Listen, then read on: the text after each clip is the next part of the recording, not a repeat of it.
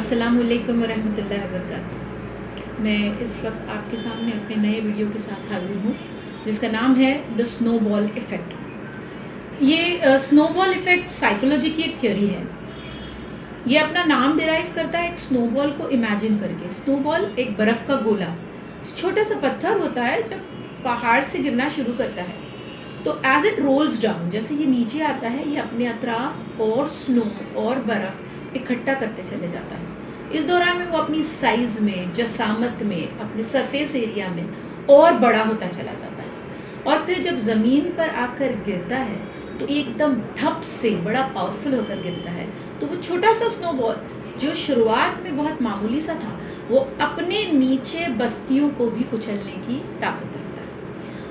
Psychology के हिसाब से ये जो स्नोबॉल इफेक्ट है, ये दोनों तरीके के हो सकते हैं, positive as well as negative, मस्बत भी और मनफी भी। ये पावरफुल बनते बनते डेंजरस लेवल पर मोर सीरियस, मोर ग्रेवर इफेक्ट पे जा सकता है, जिसको हम कहेंगे विशियस सर्कल, या बढ़ते बढ़ते बेनिफिशियल भी हो जाएगा अगर इनिशियली मस्बत रहे तो फिर इसको हम कहेंगे वर्चुअस सर्कल। हमारी नॉर्मल ज़बान में हम इसको कहेंगे मल्टीप्लिकेशन और कंपाउंडिंग, किसी चीज़ का बढ़ते चले जाना। ये थ्योरी इकोनॉमिक्स में भी इस्तेमाल होती है। कहाँ इस्तेमाल होती है इकोनॉमिक्स में?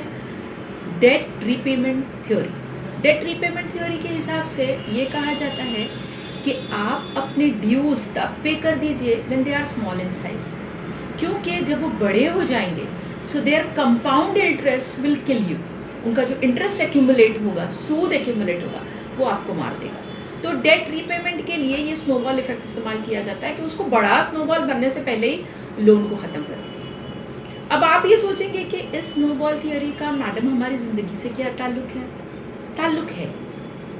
एक छोटे से बीज में ही ये पोटेंशियल होता है, छुपा होता है कि वो बड़ा तनावर दरख्त बन जाता है और फिर या तो साया देता है या लोगों को तकलीफ देता है। एक बुजुर्ग का कॉल है, नेकी और बदी, नेकी और बदी, बुराई, दोनों ही बड़े सयाने होते हैं। जब हम इनको करते हैं तो ये फौरन हमारा हाथ छोड़कर आगे चले जाते हैं और फिर जिंदगी के किसी मोड़ पर बड़े जवान होकर हमारे गले पड़ जाते हैं और फिर इनको टालना मुश्किल होता है, इनके नतायज को टालना मुश्किल होता है। एक बुढ़िया औरत का वाकया है, और जहाँ मैंने जिस बुक में पढ़ा था तो वहाँ तो लिखा हुआ था कि सही वाकया है कि उसके जवान बेटे ने अपनी माँ की लंबी बीमारी और बुढ़ापे से तंग आकर उसको ओल्ड एज में दाखिल कर दिया। काफ़ी दिनों बाद ओल्ड एज होम से फ़ोन आता है कि आपकी माँ बिल्कुल मौत के करीब है और आपसे मिलना चाहती है। बेटा जब वहाँ पर पहुँचता है और माँ से पूछता है कि माँ कोई आखिरी ख्वाहिश हो तो बता दो, मैं पूरी कर दूँ, क्योंकि माँ की कंडीशन ऐसी है कि बस अब दम तोड़ देंगे। माँ उससे कहती है कि बेटा इस पूरे ओल्ड एज होम में पंखे नहीं है, फैंस नहीं, तो एक काम कर बेटे, यहाँ पंखे लगवा दो। बेटा इमोशनल हो जाता है और कहता है माँ तू कितनी अजीम है, तुझे पता है कि तू अब नहीं बचेगी, लेकिन तुझे यहाँ रहने वालों की कितनी फिक्र है कि तू मुझसे यहाँ पर फैंस लगवाने के लिए।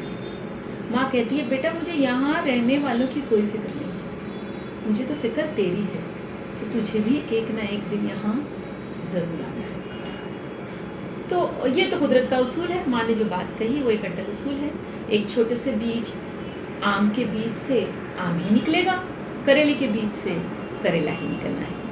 अरबिक लैंग्वेज में इस बीज के लिए एक बड़ा ब्यूटीफुल वर्ड है नवा, नून वाव या नवा, जिससे हम उर्दू में बहुत एक पॉपुलर वर्ड इस्तेमाल करते हैं नियत, और हम अक्सर बोलते भी हैं जैसी नियत वैसी बरकत।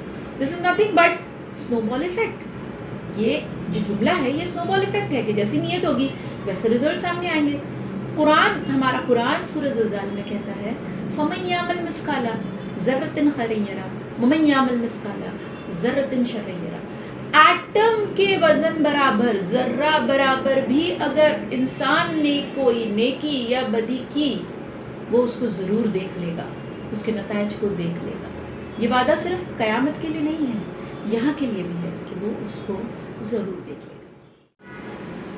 नेकियों के लिए तो बहुत बेहतर है कि वो फलती फूलती रहे और जवान होकर ज़िंदगी के किसी मोड़ पर उनको मिले, लेकिन जहाँ तक हम हमारी बुराइयों का सवाल है, हमारे इंडियन ट्रेडिशन में इसको क्या कहा जाता है, कर्मा। जहाँ तक हमारी बुराइयों का सवाल है, इसके लिए हम डेट वाली थ्योरी इस्तेमाल करेंगे कि इनके इफेक्ट और ग्रेव, कंपाउंड और मल्टीप्लाई होकर हमको मिलने से बेहतर है जब तक ये छोटी हैं तब तक ही उन्हें ख़त्म कर दिया जाए। ये कैसे करेंगे हम? अपने रब की तरफ मुड़कर, अस्तगफार कर कर, नेकी के, बुराई अगर हो जाए, गलती से सरजद हो जाए तो फौरन उसके पीछे एक नेकी लाकर, जैसे कि हदीस का मफहूम है कि अगर गलती से गुनाह हो जाए तो फौरन एक नेकी कर लो, ये उसके इफेक्ट को धो डालेगी। यानी कि जो दोनों के कंपाउंडिंग इफेक्ट होंगे वो एक दूसरे को, स्नोबॉल इफेक्ट, नलीफाई कर देंगे और इंशाअल्लाह ताला हम महफूज रहेंगे।